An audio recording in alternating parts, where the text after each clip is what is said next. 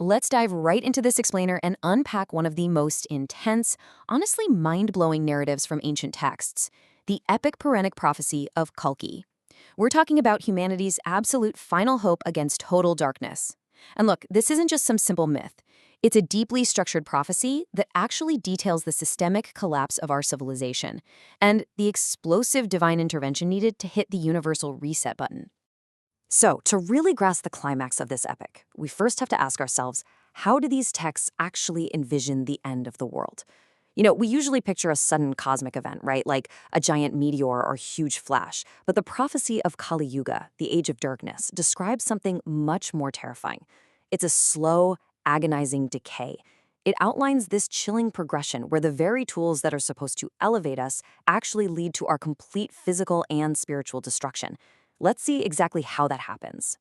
Okay, what's wild is how the early stages of Kali Yuga sound strikingly familiar to us today. The texts describe a world of extreme convenience, flying cars filling the skies, AI managing our homes, and robots becoming companions that literally replace human relationships. But this massive tech boom breeds intense apathy. And as we move into the late stage of the era, nature completely turns on us. The rain turns to acid. Human lifespans violently shrink to just 20 or 30 years, which forces 8-year-old kids into motherhood. Society degrades so much that when crops fail, people resort to cannibalism just to survive. It's a literal hell on earth. But wait, right in the middle of a world where people are eating each other just to make it to the next day, a massive beacon of hope emerges. There's this peaceful village called Shambhala, and miraculously, it is completely untouched by the horrors outside. Here, a deeply devoted couple, Vishnu Yash and Sumati, spend their entire lives in pure spiritual practice, and because of their unwavering devotion, they receive a divine prophecy. They are chosen to be the parents of the Kalki avatar, the supreme protector who is destined to wipe out the darkness and bring back the age of truth. Now this is where it gets absolutely fascinating. You have these 7 immortals, the Chiranjeevis, who have literally been waiting centuries for this exact moment. They step in to forge this young boy into the ultimate protector, and each of them brings a very specific, world-saving gift to the table. Hanuman gives him unmatched strength and devotion. Parashurama trains him in supreme weaponry.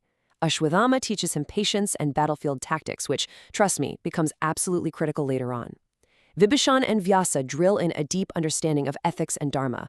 Kripacharya shares the knowledge of time itself, while Bali teaches the ultimate power of humility. So Kalki is essentially being assembled into a perfect weapon of righteousness. Armed with all this ancient, aggregated wisdom, Kalki undergoes a massive transformation. The texts talk about his playful childhood, just running with animals in the fields of Shambhala. But with every passing second, the weight of his cosmic purpose gets heavier. Empowered by the 7 immortals, he leaves that childhood innocence behind. Kalki is finally ready. He's ready to march toward the battlefield, mount his legendary horse, and fulfill his destiny as the ultimate destroyer of Kali Yuga. All right, let's move into part 1, the final battle, Kalki versus the forces of Kali. Because the forces of darkness are definitely not going down without a fight. Kali's forces have amassed an unimaginable army, led by generals who are basically entities of pure terror. Just look at this absolute nightmare scenario. On one side, you have Cook. His physical strength dwarfs even the legendary Bhima. I mean, a single strike from him can literally shatter mountains. And on the other side is his brother, Vikuk. He's more cunning than Shakuni, and worse, he uses dark magic that can instantly revive the dead right there on the battlefield. Together, they are completely unstoppable. So Kalki steps up, backed by his elite immortal training, and launches his incredible divine strikes, attacks that would completely obliterate any normal army. But they bounce right off.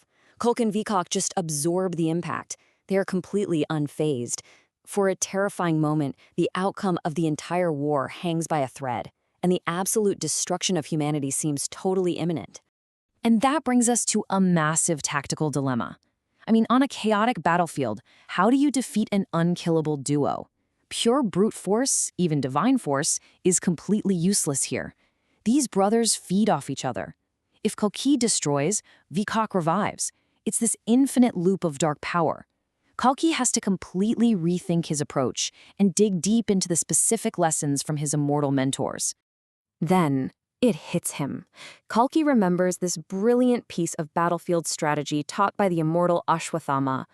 When two shadows unite on the battlefield, separate them and throw them in opposite directions.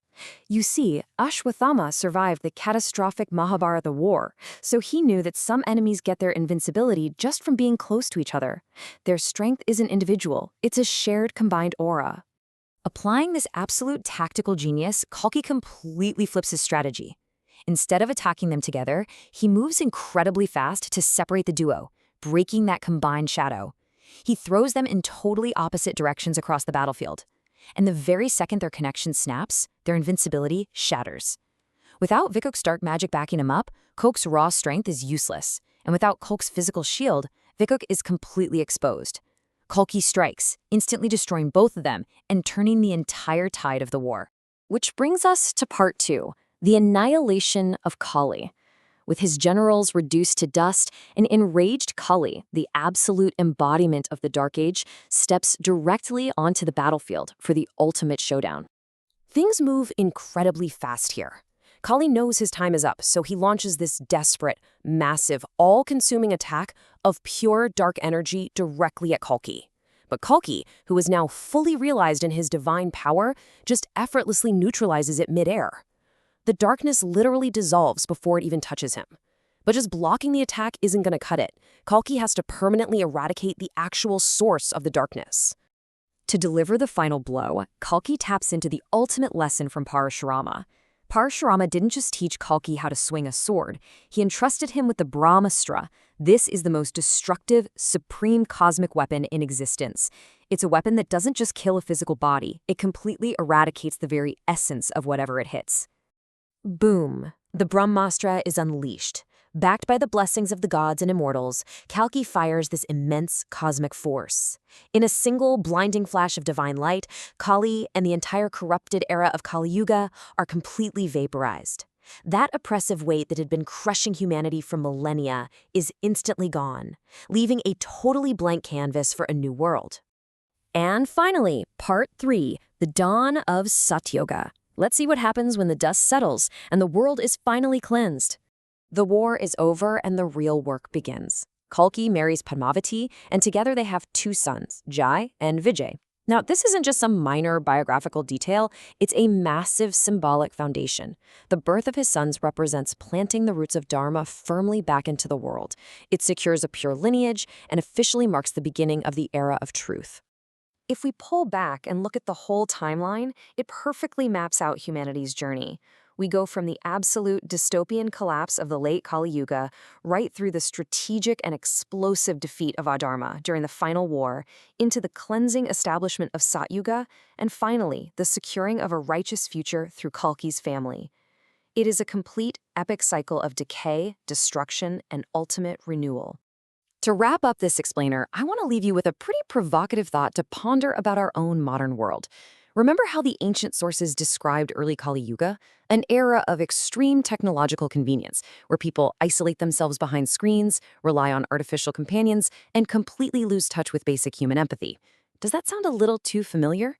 As we look at the insane pace of our own technological boom, we really have to ask ourselves, are we just living in the future? Or have we already taken our first steps into the long, dark age of Kali Yuga?